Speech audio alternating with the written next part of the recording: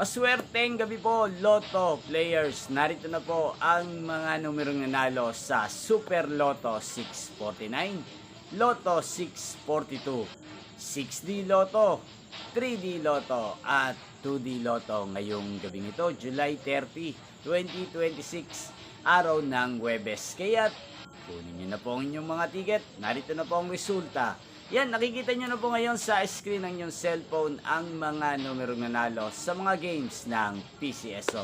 Tulad ng Super Lotto 649, Lotto 642,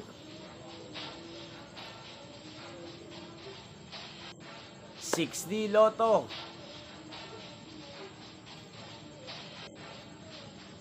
3D Lotto,